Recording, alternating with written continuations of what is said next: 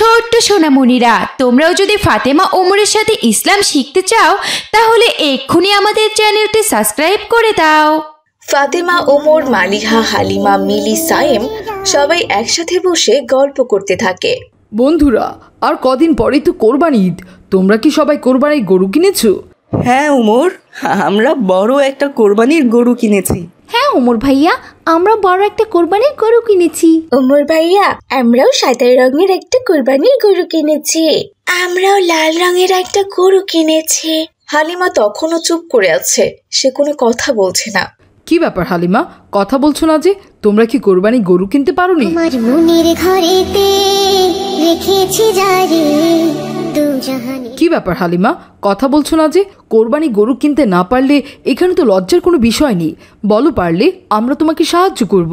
ওমর ভাইয়া, আমরা কোরবানির গরু কিনেছি, কিন্তু একা কিনতে পারিনি, 7 ভাগে কিনেছি।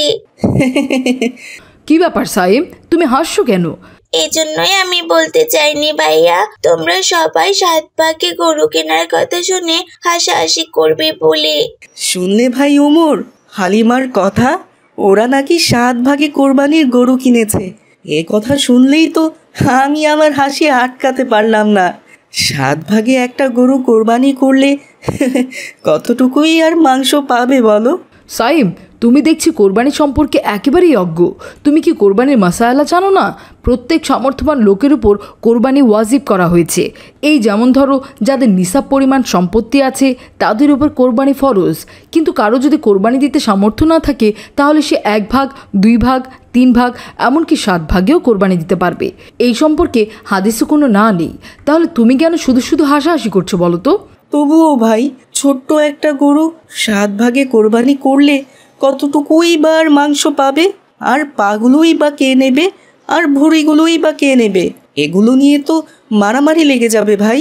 সাইম, তুমি আসলে সব বিষয় একটু বেশিই বোঝো। 7 ভাগে কোরবানি করলে অংশীদারের এমন হতে হবে যে ওদের কোনো ভাগ নিয়ে অভিযোগ থাকতে পারবে না, এবং 7 ভাগ দাঁড়িপাল্লায় তুলে মেপে সমান ভাগে ভাগ করতে হবে, যাতে কারো 1 টুকরো মাংস বেশিও না হয় আবার কমও না হয়। আর কোরবানি গরুর যে অংশ হালাল সেগুলো সমানভাবে ভাগ করে নিতে হবে।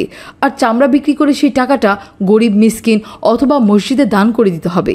তবে কোনোভাবেই 7 জনের অধিক মানুষ, যেমন 8 জন ভাগে কোরবানি করতে পারবে না। আর প্রত্যেকজন মানুষের সমান টাকার অংশীদার থাকতে হবে। হ্যাঁ ভাই। কিন্তু ভাই ওমর, সেটা তো বুঝলাম, কিন্তু এই 7 জন মানুষের মধ্যে যদি একজন খারাপ মানুষ থেকে থাকে এবং তার আয় যদি বৈধ না হয়, তখন কি হবে বলো? এটা একটা গুরুত্বপূর্ণ কথা বলেছ। তবে যারা ভাগে কোরবানি করবে তাদের অংশীদারের অবশ্যই হালাল টাকা দিয়ে গরু কিনতে হবে। এইখানে যদি একজন মানুষেরও হারাম টাকা থাকে তাহলে তাদের কোরবানি কবুল হবে না। এটা একটা ভাগে কোরবানি করার অসুবিধা ভাই। তখনই ওই পথ দিয়ে করিম মিয়া ছাগল নিয়ে যাচ্ছিল। আসসালামু আলাইকুম করিম চাচা, কেমন আছেন? ওয়ালাইকুম আসসালাম বাবা, আলহামদুলিল্লাহ, আল্লাহ তাআলা ভালো রেখেছেন। করিম চাচা, আপনি কোরবানির জন্য ছাগলটা কিনে আনলেন বুঝি? হ্যাঁ বাবা, ছাগলটা কোরবানির জন্য কিনে আনলাম। তুমি তো জানোই বাবা, আমরা গরিব মানুষ, আমাদের বড় গরু কেনার সামর্থ্য নেই। আর ভাগে যে কোরবানি করতে যাব, অন্য লোকদের উপর ভরসা পাই না, কারণ সমাজটা তো অসৎ লোক দিয়ে ভরে গেছে। কার কেমন আয় রোজগার সেটা তো তেমন জানি না বাবা। যদি কোরবানির ভাগে অবৈধ টাকা চলে আসে তাহলে তো কোরবানিটাই কবুল হবে না। হ্যাঁ চাচা, আপনি একদম ঠিক কাজ করেছেন। ভাগে কোরবানি দেওয়ার চেয়ে ছোট ছাগল কোরবানি দেওয়া অনেক উত্তম। তবে চাচা, দেখতে হবে ছাগলটা বয়স যেন 1 বছরের নিচে না হয়। হ্যাঁ বাবা ওমর, এই ছাগলটার বয়স 1 বছরের ওপরে। আমি ছাগলের মালিককে জিজ্ঞাসা করেই এনেছি। মাশাআল্লাহ, খুব ভালো করেছেন চাচা। আমি তাহলে এখন আসি বাবা ওমর। আচ্ছা ঠিক আছে চাচা যান। আসসালামু আলাইকুম। ওয়ালাইকুম আসসালাম। আজ আছি কাল যদি না থাকি দুনিয়া। ওমর ভাইয়া, কোরবানির ছাগলের বয়স যদি 1 বছরের উপরই হতে হয় তাহলে কোরবানির গরুর বয়স কত হবে? খুব ভালো প্রশ্ন করেছো মিলি। কোরবানির গরুর বয়স অবশ্যই 2 বছরের উপরে হতে হবে। আর যেই গরুগুলোর দাঁত উঠেছে এমন গরু কোরবানি দেওয়াই উত্তম। তবে গরুর দাঁত না উঠলেও তার বয়স যদি 2 বছর হয়ে যায় সেই গরু কোরবানি করা যাবে। আচ্ছা ওমর ভাইয়া, গরু ছাগল ছাড়া কি আর কোনো পশু কোরবানি করা যায়? মিলি, গরু ছাড়াও এই যেমন ধরো দুম্বা, ভেড়া, উট এইগুলো কোরবানি করা যায়। তবে আমাদের দেশে উট দুম্বা তেমন বেশি একটা পাওয়া যায় না, এর জন্য আমরা গরু ছাগল ভেড়াই এইগুলোই কোরবানি করে থাকি। আচ্ছা ওমর ভাইয়া, কোরবানির পশু কেমন হতে হবে? খুব ভালো প্রশ্ন করেছো ফাতেমা। কোরবানির পশু এমন হওয়া উচিত সুস্থ সবল, শক্তিশালী, তরতাজা। যে পশু একা একা হেঁটে কোরবানি মাঠে যেতে পারবে তাকে অন্যের সাহায্য নিতে হবে না, এবং পশুর শরীরে হাড় হাড্ডি যেন তেমন বোঝা না যায়, এবং শরীরে যেন কোনো খুঁত না থাকে। এই যেমন ধরো কান কাটা, চোখ কানা, শিং ভাঙা এমন পশু যেন না হয়। পশুগুলোর মধ্যে যেন খুঁত না থাকে, সেই পশুগুলোকে কোরবানি করা জায়েজ আছে। আচ্ছা ভাই ওমর, কোরবানির মাংস কয় ভাগে ভাগ করতে হয়? সাইম, কোরবানির মাংস 3 ভাগ করতে হয়। 3 ভাগ? তাহলে 3 ভাগ মাংস দিয়ে কি কি করতে হবে? কোরবানির মাংস সমান 3 ভাগ করে 1 ভাগ নিকট আত্মীয় স্বজনকে দান করতে হবে, আরেক ভাগ গরিব মিসকিন প্রতিবেশীদের দিতে হবে, আরেক ভাগ নিজে ভক্ষণ করতে হবে। আচ্ছা ভাই ওমর, আমরা কি শুধু কোরবানির দিনেই কোরবানির পশু কোরবানি করতে পারবো? না ভাই, এই সম্পর্কে হাদিসে বলা আছে কোরবানি 3 দিন পর্যন্ত করা যায়। 3 দিনে যে কোনো দিনে তুমি কোরবানি করতে পারবে, তবে ঈদুল আজহার দিনে কোরবানি করাই উত্তম। আচ্ছা ওমর ভাইয়া, আমরা কি কোরবানির ভুঁড়ি খেতে পারবো? খুব ভালো প্রশ্ন করেছো মিলি। আমাদের সমাজে ভুঁড়ি খাওয়া একটি প্রচলন চলে এসেছে, তবে কোনো হাদিসে গরু বা ছাগলের ভুঁড়ি খাওয়াকে জায়েজ করা হয়নি। মানুষ ভুঁড়ির স্বাদের কারণে খাওয়া শুরু করেছে। কোরবানি ভুঁড়ি না খেয়ে ফেলে দিতে হয়। আচ্ছা ওমর, কোরবানির দিন আমাদের করণীয় কি? সাইম, কোরবানির দিন আমাদের সর্বপ্রথম ঈদুল আজহা 2 রাকাত নামাজ আদায় করতে হয়, তারপর পশু কোরবানি করতে হয়, এবং পশুর যাবতীয় নোংরা যেমন রক্ত, গোবর, ভুঁড়ি এগুলো পুঁতে রাখতে হবে। তারপর মাংস কেটে সে মাংস ভাগ বাটোয়ারা করে সবার মাঝে বিলিয়ে দিতে হবে। তারপরে কোরবানির মাংস রান্না করে ভক্ষণ করতে হবে। এটাই কোরবানির দিনের করণীয়। বাহ ওমর, তুমি দেখছি অনেক কিছু শিখে গেছো। এগুলো তুমি কার কাছ থেকে শিখলে ভাই? আমি আমাদের মসজিদের ইমাম সাহেবের কাছ থেকে কাল সকালে কোরবানি সম্পর্কে সব কিছু শুনে এসেছি, আর আজ এসে আমি তোমাদেরকে বললাম। আশা করি কোরবানি নিয়ে আজকের পর থেকে তোমাদের মাঝে কোনো দ্বিধাদ্বন্দ্ব থাকবে না। সবাই সুন্দরভাবে কোরবানি ঈদ পালন করো, এই কামনাই করছি। বন্ধুরা, তোমরাও কিন্তু এই নিয়মগুলো মেনে চলবে। আজ তাহলে এখানেই বিদায় নিচ্ছি ছোট্ট বন্ধুরা, ভালো থেকো তোমরা। আসসালামু আলাইকুম ওয়া রাহমাতুল্লাহ। রসুলপুর মহল্লায় আব্দুর রহিম নামে এক মধ্যবিত্ত লোক বাস করত। রহিমের এক মেয়ে আর এক ছেলে ছিল। তার ছেলের নাম সাইম ও তার মেয়ের নাম ছিল রাবেয়া। মেয়ে রাবেয়া বড় হওয়ায় তার মেয়েকে একটা সুপাত্র দেখে বিয়ে দিয়ে দিল। ঘুম যদি না আসে গভীর রাতে, প্রভুর প্রেমে দাও, খুব ভালো করেছো। আমি তোমাকে চায়ের কথাই বলতে যাচ্ছিলাম, আর তুমি চা নিয়ে এসে হাজির হয়েছো। আসমানে থাকো প্রভু, আমি জমিনে। শুনুন না, আমি বলি কি, কোরবানির মাস তো চলেই আসছে, এবার কোরবানি করবেন না বুঝি? সেটাই তো ভাবছি হালিমা, মেয়েটাকে বিয়ে দিতে গিয়ে অনেক টাকা পয়সা চলে গেল, এখন আবার কোরবানির সময় আসছে, হাত তো একেবারে ফাঁকা। এবার কোরবানি দিব কি করে বলো তো? আমরা তো প্রতি বছরই কোরবানি দেই, তার উপর এবার মেয়ের জামাই হয়েছে। ঈদের সময় মেয়ের শ্বশুরবাড়ির মেহমান আসবে, তারা যদি জানতে পারে যে আমরা কোরবানি করব না, তারা কি মনে করবে বলুন তো? হালিমা, আমি তো তা নিয়ে ভাবছি না, কে কি বলল তা তো বিষয় না, কিন্তু কোরবানি করা তো আমাদের উপর ওয়াজিব। প্রতি বছরই তো আমরা কোরবানি করি, কিন্তু এই বছর হাতে একদম টাকা পয়সা নেই। যদি এই বছর কোরবানি করি তাহলে সংসার চালাতেই হিমশিম খেয়ে যাব। তার চেয়ে বরং এই বছরটা বাদ থাক। মেয়ের জামাই আর আত্মীয় স্বজন আসলে তাদেরকে মাংস কিনে খাইয়ে বিদায় করব। কি বলো তুমি? তারা দুজন চা খেতে খেতে এসব কথা বলছিল। এদিকে সাইম সবার সাথে মাঠে ফুটবল খেলছিল। তখন মিলি বলল, সাইম ভাইয়া, তোমরা কি কোরবানির গরু কিনেছো ভাই? রজনীগন্ধা তুমি নীল পরাজিতা। ওমর ভাইয়া, তোমরা কি কোরবানির গরু কিনেছো? হ্যাঁ মিলি, আমরা তো কোরবানির গরু আগেই কিনে রাখি, যাতে তার প্রতি আমাদের একটা মায়া জন্ম নেয়। আমরাও তো কিনে ফেলেছি ওমর ভাইয়া, কিন্তু সাইম ভাইয়ারা তো কোনো কথাই বলছে না। তার মানে কি ওরা কোরবানির গরু কিনেনি? কি ব্যাপার মিলি, তুমি এভাবে হাসছো কেন? কোরবানির জন্য অনেকের টাকা পয়সার সমস্যা থাকতেই পারে, আর তাছাড়া কোরবানি এখনো অনেক দেরি আছে। তাহলে এখানে হাসির কি আছে মিলি? ওমর ভাইয়া, হাসবো না? দেখো না সাইম কেমন চুপ করে আছে। ওরা কোরবানি দিতে পারবে না বলে লজ্জা করছে। দেখো দেখো। মিলি, চুপ করো তো, আমরা তো প্রতি বছরই কোরবানি করি, কিন্তু এই বছর আমার বাবা আমার বোনের বিয়ে দিলেন। বাবার হাতে হয়তো টাকা পয়সা নেই, তাই হয়তো বাবা এবার কোরবানির গরু এখনো কেনেনি। এটা কোনো কথা ভাইয়া? কুরবানি দিতে আর কত টাকাই বা লাগে? এই সামান্য টাকাটাও তোমাদের নেই? মিলি, তুমি কিন্তু এখন খুবই অতিরিক্ত করে ফেলছো। তুমি সায়ামের সাথে এমন ব্যবহার না করলেও পারতে। দেখলে সায়াম কেমন মন খারাপ করে চলে গেল। এটা কি তুমি ঠিক কাজ করলে মিলি? এক মুসলমান হয়ে আরেক মুসলমানকে এভাবে কষ্ট দিতে পারলে? আম্মু, আম্মু। এই তো বাবা আমি। কি হয়েছে? তুমি এমন রেগে আছো কেন বাবা? রেগে থাকবো না। আমার মহল্লার সবাই কোরবানি করবে, গরুও কিনে ফেলেছে তারা, কিন্তু বাবা এখনো কোরবানির গরু কিনলেন না কেন?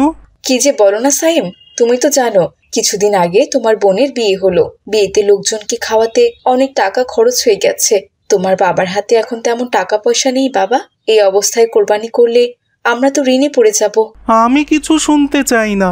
বাবাকে আজকেই বলবে তুমি কোরবানির গরু কিনে আনতে। আমার বন্ধুরা আমার সাথে কোরবানি নিয়ে ঠাট্টা মজা শুরু করেছে। আমি এসব নিতে পারছি না আম্মু। আজ বিকালের মধ্যে বাবা যদি গরু কিনে না নিয়ে আসে তাহলে আমি বাড়িতেই ফিরবো না, এই আমি বলে গেলাম। বাবা সাইম, যেও না বাবা, আমার কথা শুনে যাও। দাঁড়াও বাবা, রাগ করে না। শোনা বাবা আমার, শোনো। তোমার বাবা এলে আমি বলবো, তবুও তুমি যেও না বাবা। আমি তো বললামই, বাবাকে বলো কোরবানির গরু কিনে না আনলে আমি বাড়িতেই ফিরবো না। আবার একই কথা বলে সাইম সেখান থেকে চলে গেল।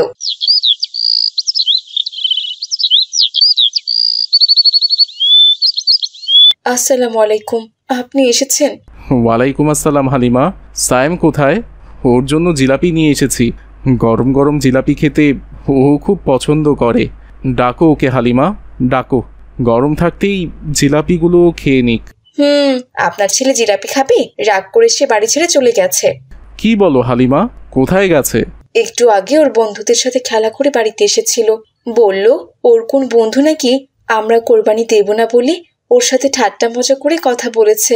আপনার ছেলে এগুলো সহ্য করতে না পেরে খেলা ছেড়ে বাড়িতে এসে বলে গেল কোরবানির পশু না কিনলে ও নাকি আজ বাড়িতেই ফিরবে না। আমি অনেক বোঝানোর চেষ্টা করেছি ওকে, কিন্তু ও তো আমার কোনো কথাই শুনল না, উল্টো রাগ করে চলে গেল। কি বলো হালিমা, তুমি ওকে ভালো করে একটু বোঝাতে পারলে না? বলেছিলাম তো, কিন্তু ও আমার কথা তো শুনলই না, না শুনেই চলে গেল। আচ্ছা, মুশকিলে পড়লাম তো হালিমা। ভেবেছিলাম এবার কোরবানি করব না, কিন্তু ছেলেটা তো চিন্তায় ফেলে দিল আমাকে। এখন ও যদি বাড়িতে না আসে তাহলে কি হবে? আমাদের একমাত্র ছেলে বাড়ির বাইরে থাকবে? না না, এটা তো হতে দেওয়া যায় না। মহল্লার সবাই যেহেতু কোরবানি করছে, এই জন্যই ওর মন খারাপ হয়েছে। আচ্ছা হালিমা, কি করা যায় বলো তো? আমি বলি কি, আমার কাছে 3000 টাকা আছে, আর কিছু টাকা ধার করে হলেও আপনি একটা কোরবানির পশু কিনে আনেন। বাজার থেকে ছোটখাটো একটা খাসি কিনে আনেন।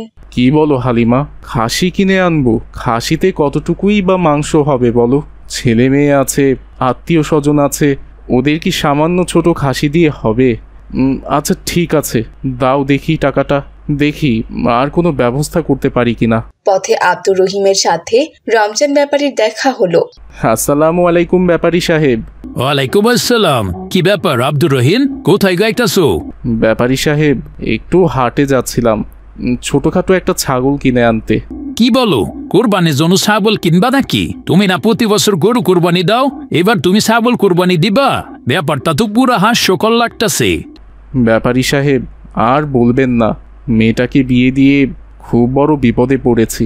হাতে তেমন টাকা পয়সা নাই। আমার স্ত্রীর জমানো 3000 টাকা ছিল, আর আমার কাছে আছে 2000।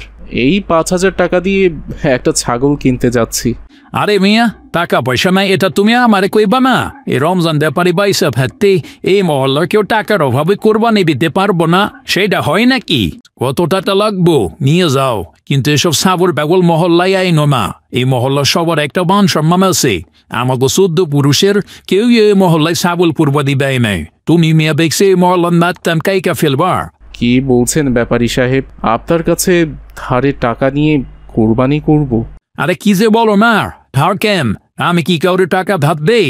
আরে মা বারে মা, বলো সুদে। যখন তোমার টাকা হইব তুমি তখনই সেই টাকা আমারে দিয়ে যাইবা, আর সেই টাকার সাথে আরো 10,000 টাকা বাড়াইয়া দিলেই হইব। আমি তোমার বিপদ দেখলাম আর তুমিও আমার বিপদ দেখলা, এই আর কি। বুঝতেছো না ব্যাপারটা? আর ওইসব ছাগল কিনা মান সম্মান নষ্ট করো না, বুঝছো? কিন্তু ব্যাপারী সাহেব, সুদের উপর টাকা নিলে তো কোরবানি হবে না। আরে কেমা কইছে তোমাদের মিয়া? টাকা কি এমনি বেওয়ার জিনিস নাকি? যার টাকা বেশি আছে সে তো মানুষটা সুদের উপর টাকা দিবই, আর যার টাকা কম আছে সে তো নিবই। এটাই তো দুনিয়া জুড়ে চলতেছে। কিছু পাইতে হলে কিছু দিতে হয়, বুঝছো? কও মিয়া, এখন তোমারে কত টাকা দিমু? রমজান ব্যাপারীর এমন কথা শুনে আব্দুর রহিম ভীষণ চিন্তায় পড়ে গেল। ব্যাপারী সাহেব তো ঠিক কথাই বলেছে। একটা ছোট ছাগল কিনে নিয়ে গেলে তো মান সম্মান থাকবে না, এদিকে আত্মীয় স্বজনও অনেক। এই সামান্য ছাগল নিয়ে কি আর কোরবানির ঈদ পার হবে? পরে তো আবারও মাংস কিনতে যেতে হবে। তার চেয়ে ভালো ব্যাপারীর কথায় রাজি হয়ে যাই, ওনার কাছ থেকে 1 লাখ টাকা নিয়ে একটা গরু কিনে আনি। পরে না হয় 1 লাখ টাকার সাথে 10,000 টাকা বেশি লাভ দিয়ে দিব। কি ব্যাপার আব্দুর রহিম, কি ভাবতেছো? টাকা নিব না নাকি আমি সইলা দামো? আচ্ছা ঠিক আছে ব্যাপারী সাহেব, আপনি আমাকে 1 লাখ টাকা দেন। এই তুমিয়া লাইনে আইসো, এই নাও তোমার 1 লাখ টাকা। তবে হ্যাঁ, এই 1 লাখ টাকা দেওয়ানোর সময় কিন্তু 10,000 টাকা বেশি দিও, পরে কিন্তু অনেক কোনো ক্যান্সেল করতে পারুম না, এই আমি কইয়া দিলাম। এরপর রমজান ব্যাপারী 1 লাখ টাকা দিয়ে সেখান থেকে চলে গেল, আর আব্দুর রহিম হাট থেকে 1 লাখ টাকা দিয়ে একটা গরু কিনে বাড়িতে নিয়ে এলো। কি ব্যাপার, আপনি এত বড় গরু পেলেন কোথায়? আপনি না মাত্র 5,000 টাকা নিয়ে হাটে গেলেন। হালিমা, 5,000 টাকা দিয়ে কি আজকালকার বাজারে কোরবানির পশু হয় বলো? একটা ছাগল কিনলেও তো 10,000 টাকা লাগে। তাহলে আপনি এত টাকা কোথায় পেলেন? রমজান ব্যাপারীর কাছ থেকে সুদে 1 লাখ টাকা নিয়েছি। কি বলেন, সুদের টাকা দিয়ে কোরবানি? এই কোরবানি কি হবে? আমার জানা মতে তো সুদের টাকা দিয়ে কোরবানি হয় না। মধুর বাণী আমি যখনই শুনি। ওরে বাবা, কি মস্ত বড় গরু! বাবা, আমি গরুটা দেখে খুব খুশি হয়েছি। এবার আমি আমার বন্ধুদেরকে বলতে পারবো যে আমরাও বিশাল বড় একটা গরু কোরবানি করব। আরে আব্দুর রহিম, শুনলাম তুমি নাকি কোরবানি গরু কিনে আনলা? আসসালামু আলাইকুম। জি হুজুর, গরুটা কিনলাম। ওয়ালাইকুম আসসালাম। তা কত টাকা দিয়ে কিনলা আব্দুর রহিম? 1 লাখ টাকা দিয়ে হুজুর। বাহ, খুব ভালো হয়েছে। কিন্তু আব্দুর রহিম, তুমি কোরবানির জন্য বড় গরু কিনছো, তবুও তোমার মনটা খারাপ কেন? আসলে হুজুর, এই গরুটা আমি আমার নিজের টাকা দিয়ে কিনিনি, ওই রমজান ব্যাপারীর কাছ থেকে সুদের উপর টাকা নিয়ে কিনেছি। কি বলো আব্দুর রহিম, সুদের টাকায় কোরবানি? এই কোরবানি তো হবে না সাহেব। আমার স্ত্রীও সে কথাই বলছিল হুজুর, সেটা নিয়েই আমি চিন্তিত হয়ে পড়েছি। ছেলেটা জেদ ধরেছিল কোরবানির গরু কেনার জন্য। মেয়েটাকে বিয়ে দিয়ে হাতে কোনো টাকা পয়সা নেই, তাই কোরবানি দিতে চাচ্ছিলাম না, কিন্তু ছেলেটার জেদের জন্য কিনতে হলো। কিন্তু এখন যদি কোরবানিটাই কবুল না হয়, তাহলে এত বড় গরু কিনে কি লাভ হলো হুজুর? তুমি ভুল করছো আব্দুর রহিম। এই যে সাহেব, তোমার বাবার সাথে জেদ করছো কেন বলো তো? কোরবানি সামর্থ্যবান মানুষের উপর ওয়াজিব। কোরবানি জোর করে তার উপর চাপিয়ে দেওয়া যাবে না। সামর্থ্য থাকলে কোরবানি করবে, আর না থাকলে করবে না। তুমি এক্ষুনি যাও আব্দুর রহিম, হাঁপে গিয়ে এই গরুটা বিক্রি করে দিয়ে আসো, আর সেই টাকা রমজান ব্যাপারীকে ফেরত দিও। আর তোমার কাছে যে টাকা আছে, তুমি সেই টাকা দিয়ে ছোট একটা ছাগল কিনে কোরবানি করবা। তাহলে দেখবা আল্লাহ তাআলা তোমার সেই ছোট কোরবানিটাই কবুল করে দিবেন। এরপর আব্দুর রহিম সেই গরুটা হাটে নিয়ে গিয়ে বিক্রি করে সে টাকা রমজান ব্যাপারীকে ফিরিয়ে দিয়ে এলো। তো বন্ধুরা, বুঝলে তো, আমাদের কখনোই সুদের টাকায় কোরবানি করা যাবে না। হালাল রোজগার করে যদি সামর্থ্য হয় তাহলেই কোরবানি করব। আজ তাহলে এখানেই বিদায় নিচ্ছি ছোট্ট বন্ধুরা, ভালো থেকো তোমরা। আসসালামু আলাইকুম ওয়া রাহমাতুল্লাহ।